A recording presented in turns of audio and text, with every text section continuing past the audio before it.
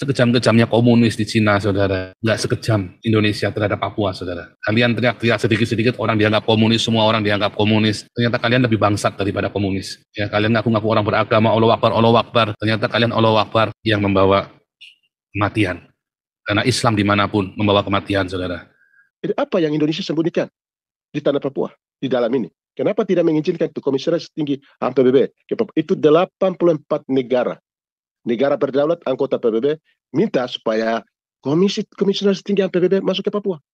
10 atau 20 tahun ke depan orang-orang Indonesia akan mengatakan dua pernyataan. Dulu di negeri ini ada orang rambut keriting dan kulit hitam, tetapi sudah hilang. Karena begini, dan begini. Ini bagus judulnya, saudara ya, genosida rakyat Papua yang tidak pernah diberitakan media Indonesia. Ini saya juga dapatnya langsung dari Dr. Sokrates, dan Dr. Sokrates adalah salah satu yang menginvestigasi kejadian-kejadian pelanggaran HAM ini. Bahkan tadi sudah sampai datangi kantor polisinya, datangi ke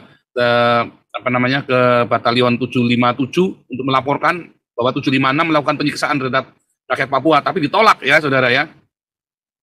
Dan luar biasa, pembohongan demi pembohongan, makanya kita bilang ya, bahwa Papua ini harus merdeka. Ya, dan saya akan menghadiri deklarasi Papua Merdeka ini. Kalau perlu lobby ke Israel, Pak Dr. Sokrates, kalau perlu lobby ke Israel, kedutaan West Papua di Israel. Wah, itu harus berani langkah begitu. Seperti Palestina, dia berani bikin kedutaan di Indonesia. Terhadap rakyat Papua adalah topik yang sensitif dan kompleks yang melibatkan banyak faktor, baik politik, sosial, maupun sejarah. Penyebab mengapa genosida terhadap rakyat Papua tidak sering diberitakan atau kurang mendapatkan sorotan media di Indonesia, pemerintah Indonesia selama bertahun-tahun menjaga narasi tertentu terkait Papua. Isu-isu yang berkaitan dengan pelanggaran hak asasi manusia di Papua seringkali diabaikan atau diminimalisir oleh media yang terikat pada kebijakan pemerintah. Media yang beroperasi di bawah kendali atau pengaruh pemerintah mungkin enggan untuk memberitakan konflik atau genosida yang terjadi di Papua karena takut dikenakan sanksi atau tekanan politik. Pembatasan dalam hal akses ke informasi di Papua, terutama bagi jurnalis dan organisasi internasional. Beberapa daerah di Papua terkadang tidak dapat dijangkau oleh media atau pemeriksa independen, yang menyebabkan ketidakjelasan dalam laporan dan mempersulit penyebaran informasi tentang pelanggaran hak asasi manusia atau genosida yang terjadi. Banyak media Indonesia yang berpusat di Jawa, sementara Papua seringkali dianggap sebagai wilayah yang jauh dari pusat perhatian. Hal ini menyebabkan kurangnya jurnalis lokal yang dapat mengangkat isu-isu penting di Papua, termasuk dugaan genosida, dengan cara yang lebih mendalam dan relevan bagi masyarakat Indonesia secara keseluruhan. Isu Papua seringkali dipandang dari perspektif politik yang sangat terpolarisasi. Beberapa pihak melihat gerakan Papua Merdeka sebagai ancaman terhadap integritas negara Indonesia.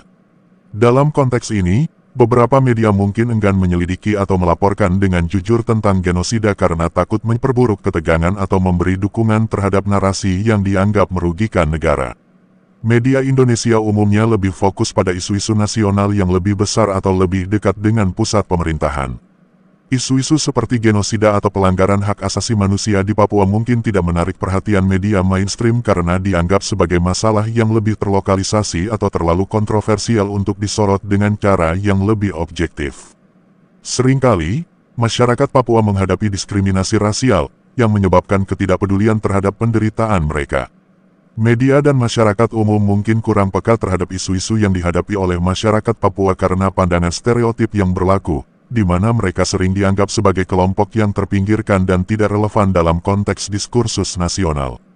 Keseluruhan faktor-faktor ini menjelaskan mengapa genosida terhadap rakyat Papua tidak mendapatkan perhatian yang memadai di media Indonesia. Untuk meningkatkan kesadaran akan isu ini, dibutuhkan peran lebih besar dari media independen, jurnalis internasional, dan masyarakat sipil dalam mendorong transparansi dan akuntabilitas terhadap situasi di Papua. Mengungsi di tanahnya sendiri, saudara ya, menjadi pengungsi di tanahnya sendiri karena mereka diusir oleh orang-orang dari Jawa, dari Sumatera, ya saudara ya. Apakah itu yang namanya kemerdekaan, saudara? Ya, kalian teriak-teriak, orang Indonesia teriak-teriak Palestina, Israel, Palestina, Israel. Ternyata kalian juga bangsat, saudara ya. Kalian genosida rakyat Papua. Melihat tragedi kemanusiaan pelanggaran HAM yang dilakukan negara, Dr. Frans Magnisuseno menggambarkan sebagai berikut. Ada kesan ya bahwa orang Papua mendapat perlakuan seakan mereka belum diakui sebagai manusia. Kita teringat pembunuhan keji terhadap Thais Eluai dalam mobil yang ditawarkan kepadanya untuk pulang dari sebuah resepsi Kopassus. Situasi di Papua adalah buruk, tidak normal, tidak beradab, dan memalukan karena itu tertutup bagi media asing. Papua adalah luka yang membusuk di tubuh bangsa Indonesia. Terlalu banyak, saudara ya. Saya mau diterusin, saudara. Saudara, sekejam-kejamnya komunis di Cina, saudara. Ya. Nggak sekejam Indonesia terhadap Papua, saudara. Kalian teriak-teriak sedikit-sedikit, orang dianggap komunis, semua orang dianggap komunis. Ternyata kalian lebih bangsat daripada komunis. Ya, kalian ngaku-ngaku orang beragama, Allah Akbar, Allah Akbar. Ternyata kalian Allah Akbar yang membawa kematian. Karena Islam dimanapun membawa kematian, saudara. Ya, luar biasa ya. Silakan Dr. Sokrates melanjutkan. Nggak sampai hati saya, saudara. Pak Gembala, mana nih Pak Gembala nih? Ya, makasih. Terima kasih dan selamat malam untuk semua. Ya, tadi terima kasih karena Pak Pendeta Joseph ya, Paul sudah membaca artikel saya untuk teman-teman bisa tahu situasi yang dihadapi oleh penduduk orang asli Papua. Itu terjadi pemusnahan etnis penduduk orang asli Papua secara sistematis itu. Terima kasih, dan saya sebelum melanjutkan lebih jauh, saya baca apa yang disampaikan oleh almarhum Herman Wayoyi pada tahun 1999.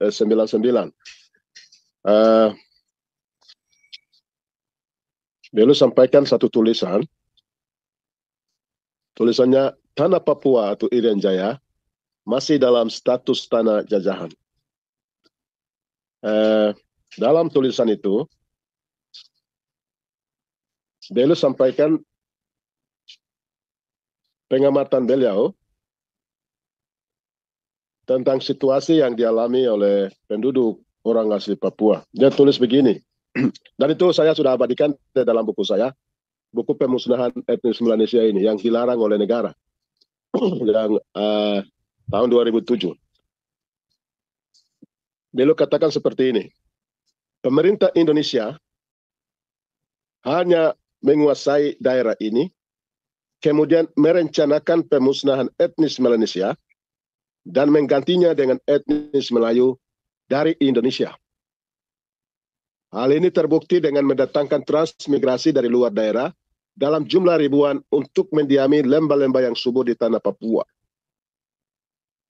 Beliau katakan, almarhum Herman Wayoyi mengatakan, dua macam operasi, yaitu operasi transmigrasi dan operasi militer, menunjukkan indikasi yang tidak diragukan lagi dari maksud dan tujuan untuk menghilangkan ras Melanesia di tanah ini. Rakyat Papua yang terbunuh dalam operasi militer di daerah-daerah terpencil atau pelosok pedalaman dilakukan tanpa prosedur dan pandang bulu. Jadi ini Pak Herman Wayoyi, almarhum Herman Wayoyi, itu orang-orang tokoh-tokoh besar yang terlibat langsung mengikuti dinamika Papua, di proses politik Papua dimasukkan ke dalam Indonesia. Jadi beliau tulis itu dalam satu pandangan di Jaipur waktu itu saya hadir, dan beliau sampaikan itu dengan mengungkap hati nurani rakyat tanah Papua. Dan saya juga mau sampaikan di sini bahwa yang seperti yang tadi Pak Paul sudah sudah baca ya, baca tentang apa itu. Tulisan saya itu benar apa yang terjadi. Sebelum saya melanjutkan lebih jauh, saya mau sampaikan pandangan dari Pak Wakil Presiden yang disampaikan pada tanggal 26 Agustus 2023, beliau sampaikan seperti ini. Dia akan datang di sini berkantor di Papua bulan ini. Jadi beliau sampaikan, kita menggaruk yang gatal. Kita tanya yang gatal di mana? Kita menggaruk yang gatal. Kita tanya yang gatal di mana? Ini perkataan atau pernyataan dari Pak Maruf Amin, Wakil Presiden Republik Indonesia. persoalan Papua itu bukan persoalan gatal. Persoalan Papua itu persoalan tentang kemanusiaan, ketidakadilan, pelanggaran HAM, operasi militer yang sudah ditemukan oleh LIPI. Yang kita tahu 4 akar masalah itu. Jadi bagaimana Pak Wakil Presiden Maruf Amin mau menggaruk apa yang gatal? Persoalannya sudah ditemukan 4 akar masalah oleh Lembaga Ilmu Pengetahuan Indonesia LIPI. Itu persoalannya. Jadi tidak bisa negara menghindar. Ya, negara tidak boleh mengampangkan persoalan Papua. Ya. Jadi seperti Joko Widodo pada 7 Agustus 2023 katakan, komunikasi politik yang sangat buruk dan rusak. Yang kita lihat di situ beliau katakan bahwa di Papua tidak ada persoalan, 99% tidak ada persoalan. Luar biasa. Padahal tadi Pak Paul ada baca kejahatan negara yang luar biasa. Itu hanya sebagian kecil, Pak. Itu hanya sebagian kecil Pak Paul baca. Sejumlah persoalan kejahatan negara, kekerasan negara, ketidakadilan, marginalisasi, dan juga pelanggaran HAM berat, militerisme, operasi militer, dan juga perampokan sumber daya alam yang luar biasa terjadi. Karena itu mengapa sekarang pemerintah Indonesia tidak mengizinkan Komisaris Tinggi HAM PBB ke Papua. Mengapa? Itu 84 negara sudah meminta kepada pemerintah Indonesia untuk mengizinkan Komisaris Tinggi HAM PBB untuk berkunjung ke Papua. Tapi mengapa sekarang ini tidak pernah mengizinkan itu? Komisionaris Tinggi HAM PBB tidak masuk ke Papua. Ini. Lalu yang kedua, kenapa wartawan asing tidak pernah diizinkan ke Papua? Mengapa diplomat asing tidak pernah diizinkan masuk ke Papua? Mengapa wartawan nasional ini, wartawan dari Papua tidak bisa masuk? Wartawan nasional, kalau itu yang dua itu asing ya kita. Ini wartawan nasional, wartawan Indonesia tidak bisa masuk ke Papua. Ini luar biasa. Ini apa? Jadi sekarang pertanyaan kita itu begini. Pertanyaan kita adalah what is the Indonesian hiding inside in West Papua? Itu pertanyaannya. Ya. Jadi apa yang Indonesia sembunyikan di tanah Papua, di dalam ini? Kenapa tidak mengizinkan itu Komisaris Tinggi HAM PBB? Itu 84 negara berdaulat anggota PBB minta supaya Komisaris Tinggi HAM PBB masuk ke Papua. Dan wartawan asing tidak masuk ke Papua. Diplomat asing tidak bisa masuk ke Papua. Ini ada apa? Wajarlah, ada sesuatu yang disebut ada kejahatan negara yang terjadi di tanah Papua. Ini ada kejahatan negara. Ada pembunuhan secara sistematis terhadap penduduk orang asli Papua ini. Ya. Ini. Lalu kita lihat di sini ada beberapa hal yang saya lihat di sini dalam hal perampokan hak politik penduduk orang asli Papua. Itu juga bagian daripada marginalisasi peminggiran atau pembodohan atau pembunuhan hak politik orang asli Papua. Di sini catatan saya dalam buku saya ini dalam buku saya Kami Bukan Bangsa Teroris ini, itu saya mau sampaikan di sini ada beberapa kabupaten itu. Kabupaten Merauke 30 kursi, 27 kursi pendatang, hanya tersisa 3 kursi penduduk orang asli Papua. Sekarang sudah Provinsi Boneka sendiri, itu Provinsi Papua Selatan yang dibentuk oleh Pak Tito Karnavian, karena dia punya ada perusahaan di situ. Ada perusahaan lahan yang berapa hektar di situ ya untuk pertahanan itu, kepentingan itu dia mekarkan provinsi itu. Dan sekarang resikonya apa? Kalau sudah 6 provinsi. Kita lihat satu pemusnahan etnis dalam sistem birokrasi, hak politik, ekonomi, kesehatan, dan perampokan atas tanah dan perampokan pencurian sumber daya alam sudah terjadi.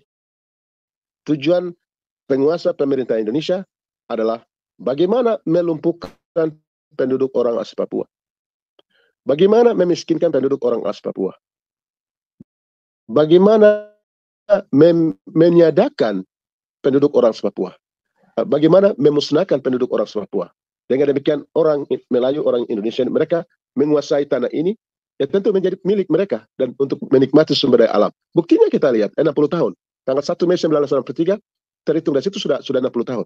Orang Papua sampai hari ini miskin. Kalau bangsa ini, penguasa ini punya keinginan dan kemauan untuk membangun bangsa Papua, itu kekayaan alam di Freeport tambang itu hasilnya bisa dibagi. Ada balance, ada keseimbangan. Atau bila perlu bawa banyak, tapi bagaimana membangun orang Papua? Terus gas di Bintuni, minyak di Sorong. Hasilnya dirampok, dicuri oleh para perampok pencuri. Baru mereka bawa pergi, bangun di Jakarta, bangun di Amerika, di mana-mana. Tapi kami jadi, memang bangsa ini, mereka tidak punya niat baik untuk kami. Mereka punya niat yang jahat. Jadi kami dibuat susah seperti itu. Bagian yang lain yang saya mau sampaikan adalah, ini memang hal yang sangat sensitif, tapi saya mau sampaikan karena saya menulis buku ini sudah lama, Pintu Menuju Papua Merdeka. Jadi perjanjian New York 15 Agustus 62 dan PPR 1969 hanya sandiwara politik Amerika, Indonesia, Belanda, dan PBB. Ini buku saya, buku kalau tidak salah buku kedua. Memang para beberapa orang intelektual mereka tidak terima waktu itu buku ini terbit, mereka tidak terima. Mereka banyak yang skeptis, banyak yang tolak. Mereka bilang, Pak Sokrates ini buku tulis bagaimana ini? Saya bilang, akhirnya buku yang saya tulis ini menjadi kenyataan. Dan apa yang saya bayangkan terjadi hari ini. Waktu itu saya tulis di sini, saya tulis itu sekitar kalau 2000, berarti sekarang sudah 23 tahun. 23 tahun lalu saya sudah bayangkan bahwa akan terjadi sesuatu. 23 tahun yang lalu saya sudah membayangkan bahwa Papua akan terjadi seperti ini. Dan Tuhan kasih tahu saya sudah tulis buku ini. Tapi ada orang-orang yang menganggap diri hebat, yang punya waktu itu yang masih senior, mereka bilang, ini Pak Yoman ini tulis buku bagaimana ini? Ya sampai oke. Saya harap mereka masih hidup atau sudah tidak ada. Kalau ada saya mau kasih tahu mereka apa yang saya pernah kamu yang tidak setuju dengan ini, apa yang terjadi hari ini. Sebenarnya mereka yang harus lakukan itu, tapi tidak apa-apa, saya tidak persoalkan itu. Apa yang saya buat ini, buku ini saya pernah buat begini 23 tahun yang lalu. Di Papua akan terjadi dua masalah. 10 atau 2 tahun ke depan, saya bilang 10 atau 20 tahun ke depan, buku ini 10 atau 20 tahun ke depan orang Papua akan punah. Itu saya tulis. Para pembaca percaya atau tidak, 10 atau 20 tahun ke depan orang-orang Indonesia akan mengatakan dan dua pernyataan. Pernyataan yang dimaksud penulis sebagai berikut. Dulu di negeri ini ada orang rambut keriting dan kulit hitam, tetapi sudah hilang. Karena begini, dan begini, dengan berbagai alasan sebagai argumentasi pembenaran mereka. Saya sudah buat 23 tahun yang lalu. 10-20 akan terjadi seperti ini, saya bilang. Lalu yang kedua, saya tulis, dulu di negeri Papua ini dihuni oleh mayoritas orang Kristen. Tetapi sudah hilang karena begini, dengan alasan-alasan sesuai dengan versi dan selera orang-orang Indonesia. Di sini pernah dihuni orang Kristen. Tapi dua alat ini yang saya pernah tulis 23 tahun yang lalu. Strategi pemusnahan orang asli Papua itu strateginya saya sudah tulis lagi di sini. Strateginya adalah DOM, Daerah Operasi Militer. Dalam jabatan pemerintahan diduduki oleh orang-orang pendatang. Dan itu yang saya buat itu akan terjadi dalam provinsi-provinsi boneka hari ini. Ya, pengiriman transmigrasi dalam jumlah besar. Lalu saya tulis pemberlakuan program keluarga berencana secara intensif. Program di Jawa sana, untuk pelaksana program KB itu tidak ada. Tapi di Papua sangat intensif. Di sini ada kantor BKKBN, kantor apa itu ada. Ya, selalu mereka dua anak cukup. Ya, 2 anak cukup saja. Ini bagian ya. Kalau kita PK ini apa ini? Ini seperti Firaun ini. Raja Firaun modern ini. Dulu Raja Firaun modern itu dia perintahkan bidan-bidan untuk bunuh laki-laki keturunan bangsa Yahudi atau Israel di Mesir semua. Dia perintahkan perempuan-perempuan itu. Suster-suster, bidan-bidan, tapi mereka takut karena tidak lakukan itu. Ini sebenarnya Firaun modern. Penguasa Indonesia ini Firaun modern atau Goliat modern ini. Ini. Lalu di sini saya tulis di sini. Pengiriman WTS wanita yang di mana mereka panti pijat di sini seluruh Papua dari Sorong sampai panti pijat dibuat dan itu dilindungi. Lalu yang saya bilang pengiriman apalagi minuman keras itu yang jenderal punya. Jadi ya jenderal punya perusahaan-perusahaan. Itu atau salah satu siasat membunuh orang asli Papua karena konsumennya lebih banyak orang Papua. Penempatan pejabat-pejabat yang pro Jakarta atau lebih tepat pro dalam mendukung program Islamisasi di Papua. Maaf, ini kata yang saya agak itu, tapi aduh ini kurang. Ya, saya kasih tunjuk satu bukti. Program otonomi khusus nanti dan saya tadi ada hal yang sensitif tapi saya bilang itu ada satu waktu Pak Jumati jadi asisten Kabupaten Jaya-Wijaya, itu beliau menggunakan dia punya posisi seluruh jabatan itu Muslim, seluruh jabatan dia pasang semua Muslim. Harus saya tanya waktu saya masih sekretaris umum di gereja ini sebelum saya jadi presiden atau ketua hari ini, saya lihat bagaimana, saya kirim surat ke beliau, saya bilang, Pak, saya kasih tahu ke Pak David waktu itu Bupati almarhum, saya bilang, Pak, ini bagaimana? Coba tidak ada orang-orang Kristen kah, saya bilang. Seluruh kepala dinas itu semua Pak Jumati pas waktu itu Pak David mata buta tidak bisa lihat, jadi sudah Pak Jumati apa itu dia kerja untuk penempatan orang-orang di situ semua teman-teman non Kristen, teman-teman non Kristen. Lebih baik saya protes kirim surat ke Jumati. Ini yang saya tulis di sini ada ini. Ini hampir 21 pejabat, 21 jabatan. Waktu itu tahun 2000. Ini waktu Jumati buat baru saya kirim surat, baru beliau panggil saya. Waktu saya masih sekretaris, waktu saya sekretaris saya kasih tahu Pak Ketua waktu itu, saya bilang, Pak, ini situasi kurang bagus ini. Bagaimana kita kasih tahu kah? Terus beliau panggil saya ke kantor. Saya berangkat ke Medan, beliau panggil Pak Yoman, ini kenapa adalah Pak? Kalau boleh ada keseimbangan, saya bilang. Kurang bagus. Ini kalau kesan nanti Islamisasi. Kesannya begitu. Jadi biarkan ada anak daerah, walaupun anak daerah belum siap, kasih teman-teman orang Kristen yang non Papua bisa kasih jabatan di situ supaya ada keseimbangan lah. Saya kasih tahu. Lalu karena saya masih tetap itu posisi, beliau ada kirim orang ke rumah. Saya kasih tahu ini jujur. Beliau kirim orang ke rumah, itu kebetulan kakak saya. Dia kirim kakak dekat dengan saya, dia kirim baru, dia bilang, dia ada ini baru, saya bilang, kakak tidak boleh begitu, saya bilang. Barang itu tidak boleh. Saya bilang tidak boleh. Saya kasih tahu, dia memang datang bawa sesuatu, tapi saya kasih tahu tidak boleh. Itu saya pemimpin gereja, saya punya martabat, saya punya harga diri, dan saya tidak boleh begitu tuh, barang itu tidak boleh seperti itu. Kalau mau kasih bantu, tapi kalau barang ini begini tidak bisa. Kau kasih tahu Pak itu begitu. Jadi saya bicara, dan beliau kakak saya pulang, barang yang dia bawa itu bawa kembali, tapi ya itu urusan kami. Begitu. Jadi ini persoalan-persoalan bagaimana memang keadaan sangat memprihatinkan hari ini. Memang ada terjadi proses pemusnahan penduduk orang asli Papua itu memang benar-benar terjadi. Gerakan genosida rakyat Papua itu memang benar-benar terjadi. Ya kita tidak pungkiri. Buktinya bahwa pemerintah tidak bisa kasih izin, komisaris tinggi HPBB tidak bisa masuk ke Papua, dan juga wartawan asing tidak bisa masuk ke Papua. Lalu kemudian diplomat asing. Minggu yang lalu kami kalau tidak salah tanggal berapa kami ketemu dengan bicara Zoom dengan sekretaris 1 bidang politik Duta Besar Amerika. Kami ada bicara. Baru dia bilang begini, saya tidak mendapat izin, saya tidak bisa mendapat izin untuk masuk, pemerintah pusat belum kasih izin untuk saya masuk ke Papua. Bayangkan, ini duta besar, pemerintah, duta besar bicara. Bayangkan. Ini ada apa di sini? Ada masalah apa?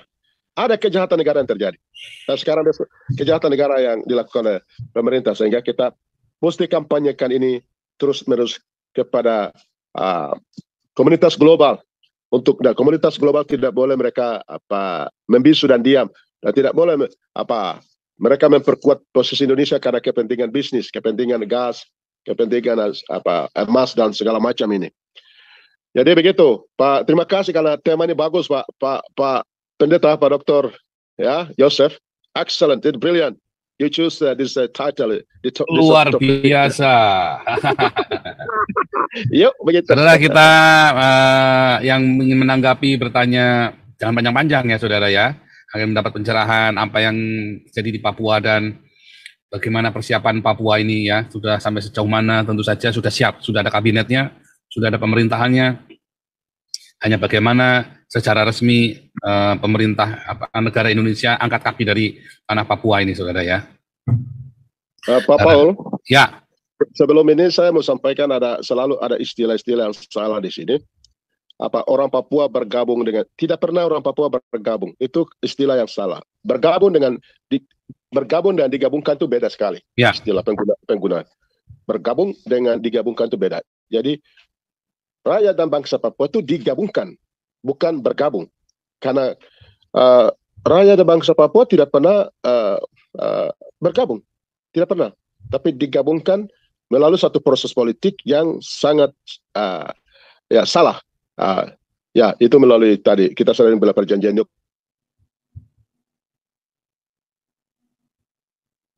pelaksanaan PPRA 69 dimenangkan oleh militer yang kita tahu tuh moncong senjata, yaitu 1.025 orang dari 800.000 orang itu. Jadi Papua tidak pernah digabungkan, bergabung ke dalam desa, tapi digabungkan dari moncong senjata. Itu satu. Yang kedua, Papua itu bangsa yang berdaulat merdeka 1 Desember 1961 dengan satu simbol-simbol bangsa negara yang baik. Ada benderanya, ada parlemennya, ada benderanya, ada mata uangnya, ada lambang negaranya. Ada itu diinvasi atau dianeksasi oleh Insinyur Soekarno tanggal 19 Desember 1961 yang dia menyatakan bubarkan negara buatan Belanda. Dia tidak pernah bilang boneka. Dan ini perjuangan hari ini untuk pengakuan itu, rekognisi itu. Jadi bukan untuk memerdeka, tapi kami menuntut pemerintah Indonesia dan komunitas global akui kemerdekaan kami. Seperti itu. Itu yang saya hanya berikan tambahan supaya peristilahan perkataan bergabung dan digabungkan ini, dan juga mau berjuang untuk merdeka ini kita sudah luruskan. Itu Pak Paul, saya kembalikan waktu. Terima kasih. Ya, luar biasa ya.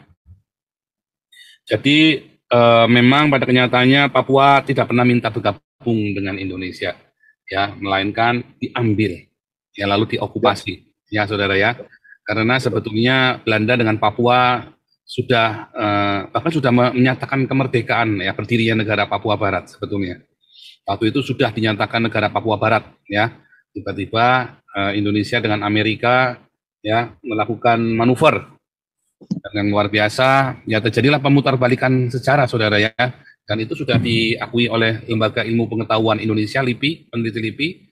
Salah satu dari problem 4 akar masalah di Papua, ya, selain dari masalah kekejaman itu tadi adalah masalah pemutarbalikan sejarah, ya, saudara ya.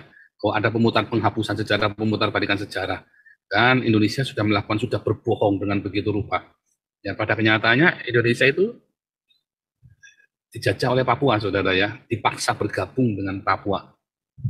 Ini bagus judulnya, saudara ya, genosida rakyat Papua yang tidak pernah diberitakan media Indonesia. Tadi sudah beberapa komentar ya, aku nggak pernah tahu ada, ya nggak ada, saudara ya. Ini saya juga dapatnya langsung dari Dr. Sokrates, dan Dr. Sokrates adalah salah satu yang menginvestigasi kejadian-kejadian pelanggaran HAM ini. Bahkan tadi sudah sampai datangi kantor polisinya, datangi ke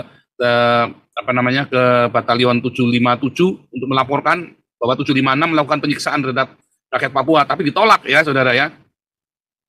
Dan luar biasa pembohongan demi pembohongan, makanya kita bilang ya bahwa Papua ini harus merdeka ya. Papua ini harus diakui kemerdekaannya. Makanya deklarasi itu harus dinyatakan di seluruh dunia. Mungkin salah satu ide saya, Pak Gembala ya, salah satu ide saya adalah di mana ada rakyat Papua di negara manapun, deklarasi langsung di situ. Dan nanti kita umumkan di sini, di YouTube kita. Saya hadir nanti. Misalnya ada di mana, di Belanda, saya diundang, ini saya datang. Yang misalnya ada di Jerman, saya diundang. Dia rakyat Papua deklarasi, saya akan datang. Dan dikasih pengumuman, kita deklarasi Papua Merdeka. Wah, itu nanti akan viral kemana-mana tuh. Ya, dan saya akan menghadiri deklarasi Papua Merdeka ini. Deklarasi Papua Merdeka ini harus di setiap negara, baik di Amerika, di mana ya. Kalau di Amerika saya masih belum bisa datang. Ya, dideklarasikan. Dan kalau perlu lobby ke Israel. Pak Dr. Sokrates kalau perlu lebih ke Israel, saya kan tinggal di Israel, nanti bisa tinggal di tempat saya nanti sementara, kan cuma 2-3 hari, kan bisa langsung bisa berangkat ke Israel, lalu saya kenalkan dengan beberapa orang di sini, ya, lalu bilang saya mau bikin kedutaan West Papua di Israel. Wah, itu harus berani langkah begitu, seperti Palestina dia berani bikin kedutaan di Indonesia, ya, sekarang dibalik, Papua dengan Palestina. Ya, ini sebenarnya statusnya hampir sama, bedanya lebih parah Papua karena Palestina itu sudah diakui negaranya oleh PBB dan diajak hidup bersama oleh Israel, sementara Indonesia sama sekali nggak mau. Tetapi Palestina sebelum diakui sebagai negara sudah punya kedutaan di Indonesia. Ya berarti menurut saya Papua perlu bikin kedutaan di Israel duluan, bikin dulu. Menurut saya ya. Nah, ini boleh terima. Dan di Taiwan, bikin kedutaan di Taiwan. Karena kan tidak ada kedutaan besar Indonesia di Taiwan. Karena ada Indonesia mengakui satu Cina ya kan, satu Cina yaitu mainland Cina ya kan, mainland China. Jadi tidak mengakui Taiwan, hanya ada perwakilan saja. Jadi bikinlah di Taiwan, bikinlah di kalau perlu datang ke Cina, kirim delegasi ke Cina, minta. Kalau perlu kirim. Indonesia nggak berani lawan Cina karena Indonesia banyak berutang dengan Cina. Ya. Jadi di negara mana Papua boleh bikin perwakilannya, bikinlah di sana. Itu beneran ya, itu kedutaan, bikin kedutaan konsulat ya, taruh di sana, perwakilan di sana.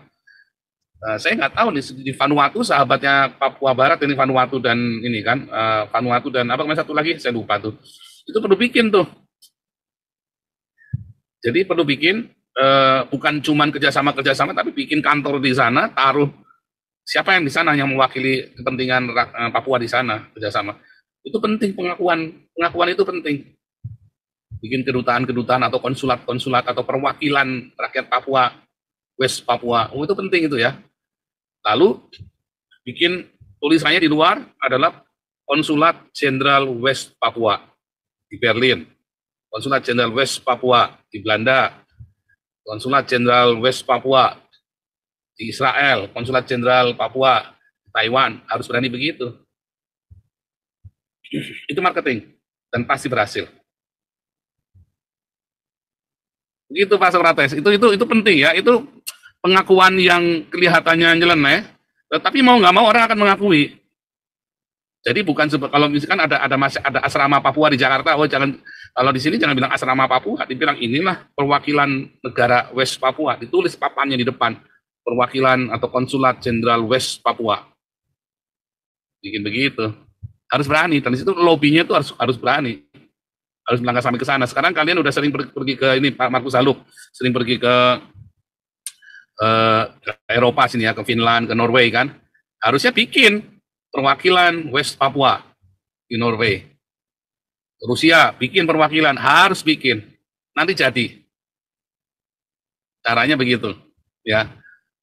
Perlu dana besar katanya. Oh enggak ya, enggak perlu dana besar. Karena banyak orang-orang Papua banyak yang kaya raya juga, saudara ya. Yang tinggal di luar sini banyak, cuma tinggal kontrak satu gedung atau satu ruko, ya kontrak saja satu ruko, tulis perwakilan di sana, lalu tinggal itu lobby penting ya, ya.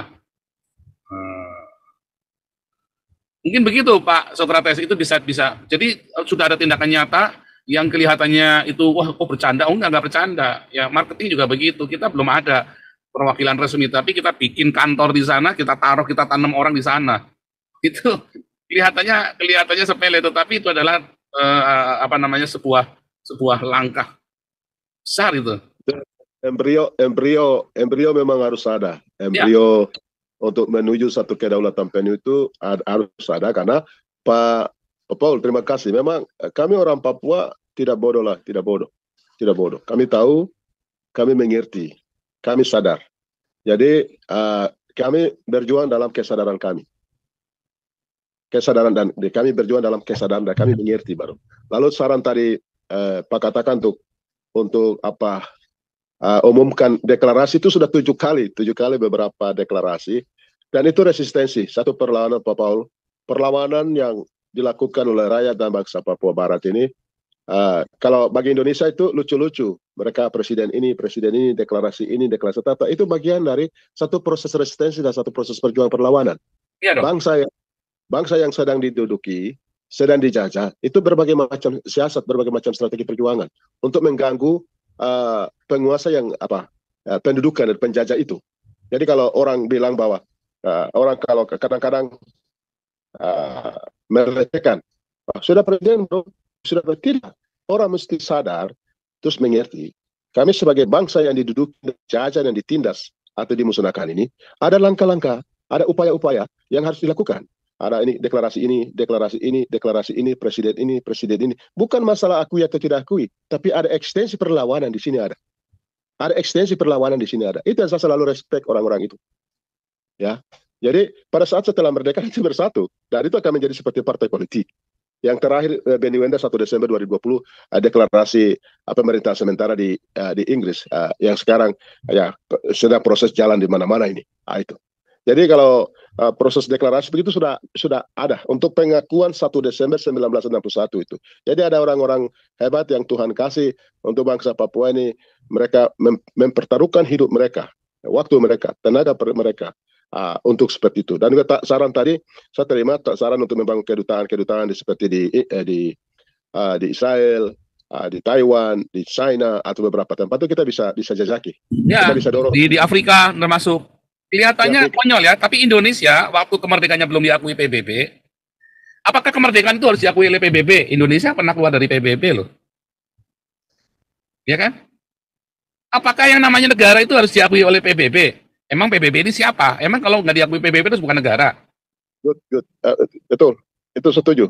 Loh, kita pakai, iya kan? PBB kan mengakui hak asasi manusia. Apakah yang namanya dunia ini adalah PBB? Kan bukan kan? Emang PBB bisa apa?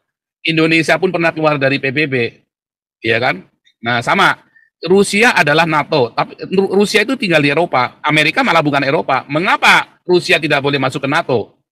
Padahal Rusia sudah pernah mendaftarkan dirinya ke NATO. Tapi ternyata NATO itu dipakai oleh Amerika supaya Eropa menekan Rusia. Kan kurang ajar kan?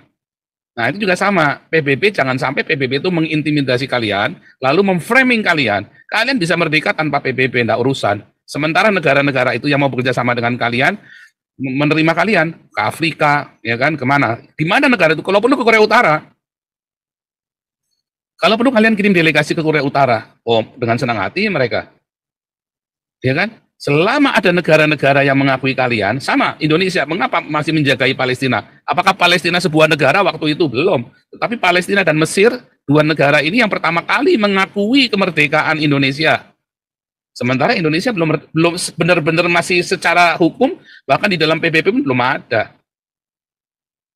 Ya kan? Jadi Papua sebetulnya juga bisa melakukan hal yang sama, deklarasi, tentukan ya dengan suara bulat dulu. Nanti gampang dipindah, mau Benny Wenda, mau siapa, mau Markus Saluk, ya pokoknya nanti dipindah. Pokoknya sekarang harus ada pemegang kekuasaan dulu. Ya ada perwakilan kekuasaan yang sebagai legalitasnya. Masalah nanti dipindahkan urusan nanti, yang penting ada dulu. Kemudian ada satu organisasinya dong, ada badannya kan, yang namanya negara harus ada badannya. Terus negara-negara mana yang mau bisa menampung kalian? Ya itulah. Negara-negara ini biar membantu mendeklarasi. Ada 10 negara itu sudah luar biasa itu. Israel, Korea Utara, Rusia, Norwegia, sahabat-sahabatnya Papua, Australia.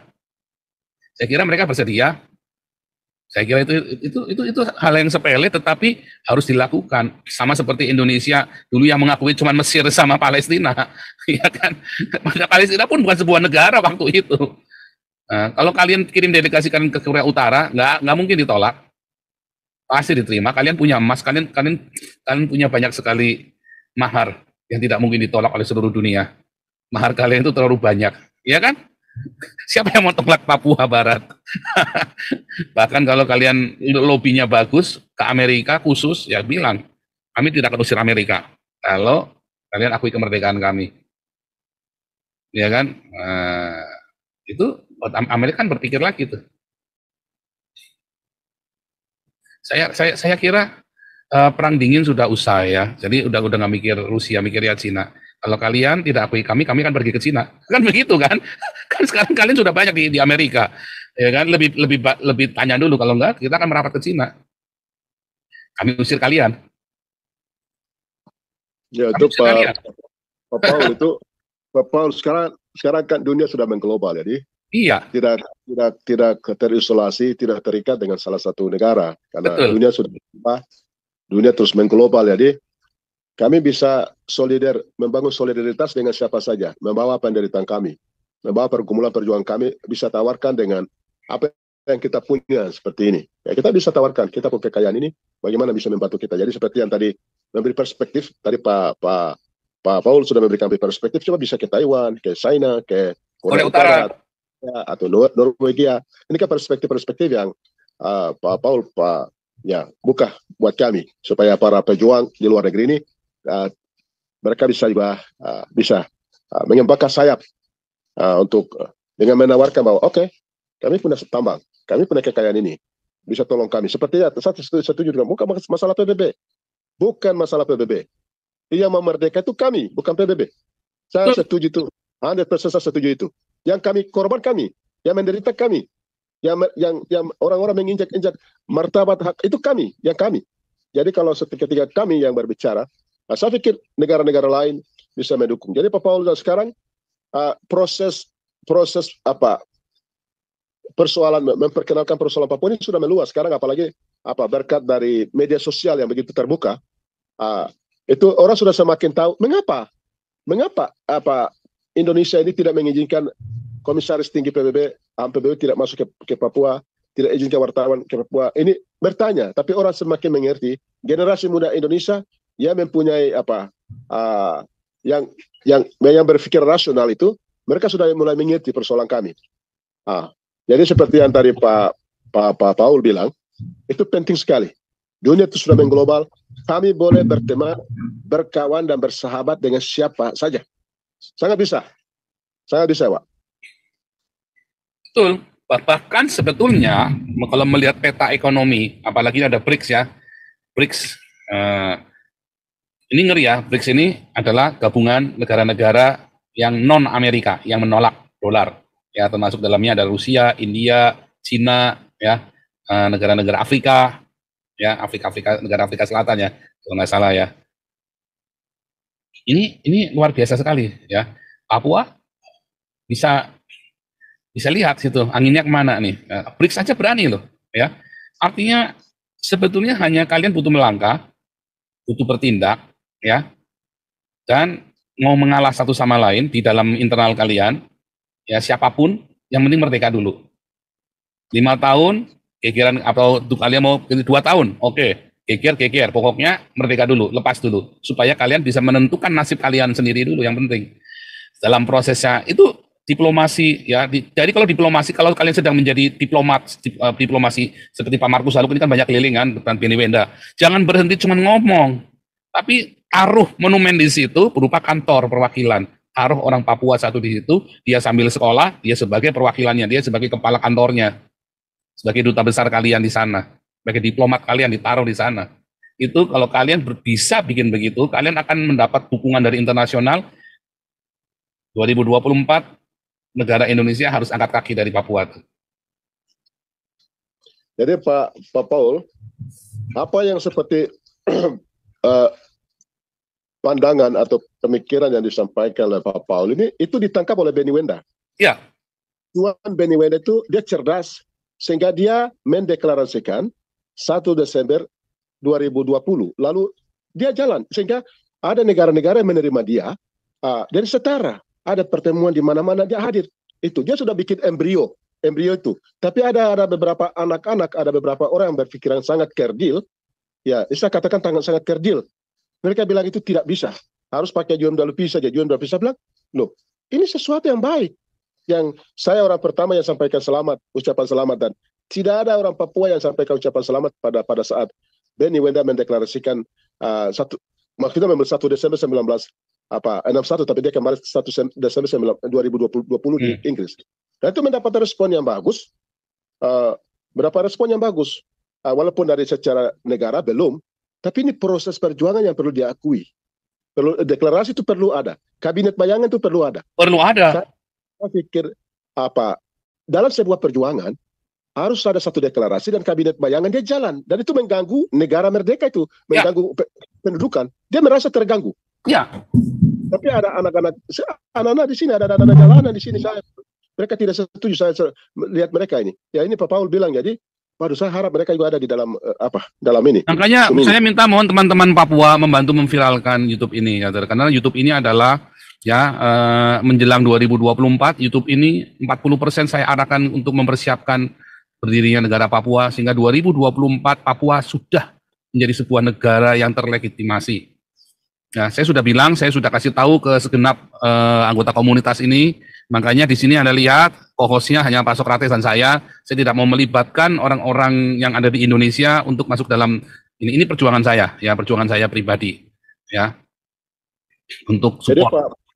Pak Paul ini yang sekarang sampai hari ini dalam posisi saya masih dukung Benny Wenda sebagai presiden sementara dengan Ya, sebagai presiden sementara itu harus digarisbawahin supaya orang tahu itu sementara. Betul. Jadi jangan terus nanti berebut kekuasaan terus mereka iri-irian harus mengalah. Pokoknya ini sementara kabinet bayangan. Kapanpun silakan diganti setelah Indonesia pergi. Tapi harus ada sementara, harus ada corong di luar negeri yang bebas untuk bicara di luar negeri seperti Benny Wenda, ya kan? Ya, seperti itu. Seperti di sini Perdana Menterinya Pak Edison Waromi. Ya bagus. Enggak masalah, bagus, dukung. Ada struktur bayangan pemerintah yang mereka buat, ya. Itu mengganggu Indonesia sebenarnya. Jadi ada Presiden Benny Wenda, ada Perdana Menteri yang melakukan urusan harian. Itu. Masalah nanti kalian mau berbentuknya presidensial atau berupa apa republik atau berupa itu nanti. Yang penting sekarang ada kabinet, ada lembaga, ya, dan harus di setiap negara perwakilan kalian, ya, dengan ketulusan hati. Kalau nggak tulus, kalian akan berantem sendiri. Tapi kalau semua tulus, yang penting Papua berdiri 2024, karena kalian punya orang pintar.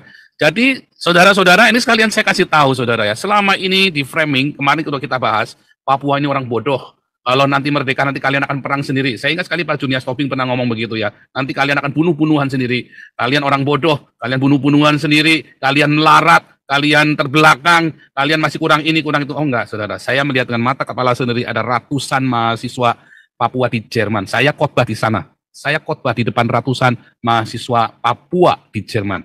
Ya.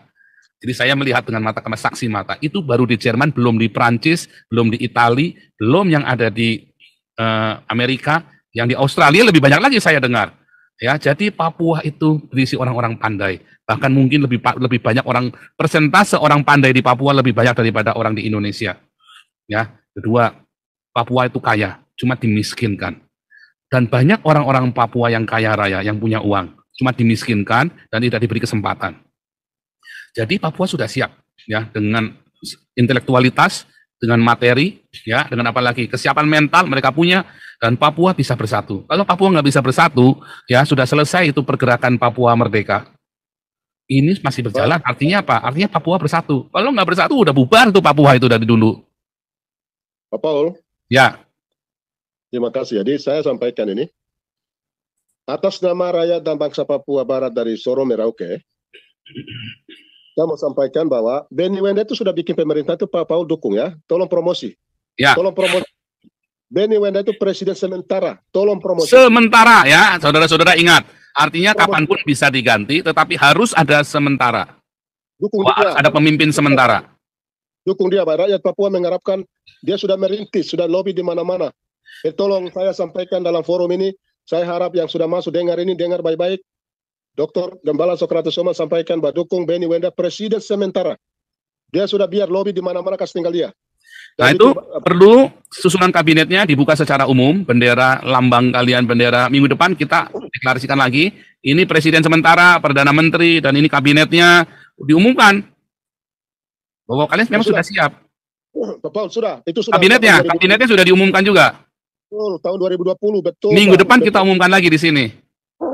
Iya, itu kembali. Di sini, minggu depan kita umumkan di sini, Pak Gembala, ya. Minggu depan, jadi nanti saya minta kalian punya simbol negaranya apa, benderanya kan sudah jelas ini, ya kan, bintang kejora ini kan. Nah lalu susunan kabinetnya, kalau perlu kita tampilkan, kalau kalian sudah punya perwakilan di negara, kita kasih tahu, kita punya kabinet, ada perwakilan di negara ini. Oh kalau perlu kita begitu. Oh itu benar-benar satu aksi yang luar biasa itu. Bagus, setuju. Minggu depan agenda kita adalah, kalau perlu malah Pak Benny Wenda juga bersama dengan kita. Beliau bisa datang ke sini sekalian ngomong, walaupun cuma setengah jam, tapi ngomong. Nah itu nanti akan viral kemana-mana, itu akan geger lagi tuh, geger yang kedua tuh nanti. Dan bilang saya presiden sementara. Jadi supaya jangan dituduh Benny Wenda rakus dengan kekuasaan. Mau rakus bagaimana? Orang kita sama-sama berjuang untuk menyingkirkan Indonesia dari Papua. Jadi Pak Paul kasih dia kesempatan bicara ya. Iya, harus kasih kesempatan bicara, walaupun hanya setengah jam, tapi mengatakan saya presiden sementara, harus tegas, sementara. Ya, Sampai terjadi kemerdekaan sesungguhnya, negara Indonesia keluar dari tanah Papua, maka silahkan rakyat Papua memilih kembali pemimpinnya dan kabinetnya, begitu dong. Itu Pak Paul, saya kalau tidak salah, apakah itu betul? Ya, tapi kita selidiki ini, coba investigasi. Waktu Belanda dijajah Prancis ya, itu dia mendeklarasikan kemerdekaan di Inggris, Belanda. Ya. Dia memproklamirkan kemerdekaan di Inggris, bukan di Belanda. Ya. Nah ini orang tidak tahu, tidak mengerti sejarah ini. Ayatullah Khomeini juga begitu, dia memproklamirkannya di Inggris, kemudian dia balik ke Iran, dihajar tuh Pahlavi. Ya, jadi sekarang Benny Wenda sudah buat bagus, benar. Sudah bagus, sudah benar. Cuman masalahnya dia kurang tersistematis, kurang jelas dan kurang tersistematis. Harus terus. Dia sudah jalan. Ya, saya sampaikan supaya forum ini suruh bicara supaya rakyat dan bangsa Papua Barat ini dengar dia. Ya, dan perlu media. Kalian punya media, ya, supaya media ini terus menyuarakan suara pemimpin, suara kabinet. Seperti ada website, bikin website, ya, Negara Papua, Negara West Papua punya website, ya, dalam beberapa bahasa, ya, bahasa Indonesia dan bahasa Inggris serta bahasa suku-suku Papua. Itu penting itu, official. Jadi Pak Paul, keberadaan Pak Benny Wenda itu Indonesia tidak bisa tidur dengan tenang, Pak. Tidak bisa. Dia tidak bisa makan baik, tidak bisa tidur dengan baik itu mereka. Keberadaan Benny Wenda di luar negeri, lobby yang dia lakukan itu. Nggak bisa. Itu sudah benar. Jadi hanya kurang terus. Jadi jangan berhenti. Jadi terus. Termasuk itu tadi ya, websitenya negara West Papua. Ya, dan itu distatementkan presiden sementara, dibilang kabinet sementara, presiden sementara, harus dibilang sementara. Terus pernyataan dari Benny Wenda bahwa setelah ini nanti terjadi negara West Papua ini benar-benar sudah merdeka dari kolonialisasi Indonesia, maka silakan rakyat Indonesia, rakyat Papua untuk memilih kembali pemimpin dan pemerintahnya, kabinetnya. Itu harus tuh, supaya orang tidak menyerah, orang Papuanya sendiri supaya bisa menerima keberadaan Benny Wenda dan tidak ada yang menolak seakan-akan Benny Wenda ambisius atau apa segala macam. Enggak, itu harus ada. Sekalipun hanya simbol, sekalipun Benny Wenda hanya simbol, tapi perlu ada. Dan dengan adanya Gembala Sokrates ini yang tentu saja sebagai salah satu tua-tua rakyat Papua, saya nggak tahu dengan Pak Benny Kiai dengan, tapi kemarin Pak Markus Saluk juga oke dengan Benny Wenda waktu selama di sini, dia sangat mendukung Benny Wenda. Terlepas di belakang mereka bertengkar, tapi kan yang penting selama di sini Pak Markus Saluk oke, setuju. Ya kan? Ya. Jadi orang kadang-kadang tidak pernah mengerti. Bilang kami merdeka dulu, baru bukan. Ini persyaratan untuk menuju kemerdekaan selalu ada satu. Selalu harus ada kabinet dulu. Betul, bayangan itu selalu ada. Dan dia yang pergi lobby di mana-mana, Dengan setelah merdeka, bukan dia yang presiden, tapi berarti partai politik yang dibentuk dan memilih presiden mereka. Ya. Simbol perjuangan harus ada namanya presiden. Itu harus ada. Jadi saya harap ya saya pikir saya tahu kita belajar rakyat dan bangsa Papua Barat ini berjuang untuk pengakuan satu dunia internasional. Ya itu. Ya mereka cari pengakuan itu walaupun Indonesia hambat sana sini. Nah, kita bertanya lagi sekarang itu kenapa tidak mengizinkan komisaris tinggi HAM PBB tidak bisa? Ini kenapa? Dia sembunyikan apa? Takut apa? Katanya dia membangun otonomi khusus jilid 1 dan otonomi kasus jilid 2. Otonomi khusus yang pertama dan otonomi kasus jilid 2 itu. Otonomi kasus bukan otonomi khusus ya. Yang pertama otonomi khusus, tapi yang kedua itu otonomi kasus. Otonomi mata. Itu. Jadi otonomi mungkin perlu lagi Pak Gembala, perlu diingatkan kepada teman-teman di Papua. Kalian harus punya paspor sendiri, KTP sendiri dong. Kalian jangan pakai KTP Indonesia, paspor Indonesia. Kalian harus punya paspor Papua dengan KTP Papua. Pak Paul yang itu nanti, Tapi yang sekarang kita berjuang dulu. Kita harus Terima kasih banyak karena ini sudah media ini sangat membantu kami bisa menyampaikan terutama persoalan tadi. persoalan pemusnahan etnis Malaysia, data-data. Kita butuh data, bukti, fakta, kasih tahu kepada siapa saja, kepada komunitas global siapa saja tahu bahwa kita harus membungkam ini, mulut besar Indonesia ini. Ya. Nah, dia pinjam, ya begitu, dengan data. Seperti apa, almarhum Profesor B.J. Habibie katakan, dia katakan begini, bagus sekali dia bicara. Anda bisa mempercayakan, bisa meyakinkan 30 orang pintar dengan satu fakta. Anda bisa meyakinkan 30 orang pintar dengan satu fakta. Tapi Anda tidak bisa meyakinkan satu orang bodoh dengan 30 fakta. Jadi, Pak B.J. Habibie bilang begitu. Bilang, Anda bisa meyakinkan 30 orang pintar dengan satu fakta. Tapi Anda tidak bisa meyakinkan satu orang bodoh dengan 30 fakta. Jadi Indonesia ini bodohkah atau pintar ini? Kita kasih tahu fakta yang luar biasa, tapi ini saya heran juga ini. Pelanggaran HAM, kejahatan negara, distorsi sejarah, marginalisasi, yang kita sampaikan seperti telinga tulis saja. Seperti bagaimana seperti itu.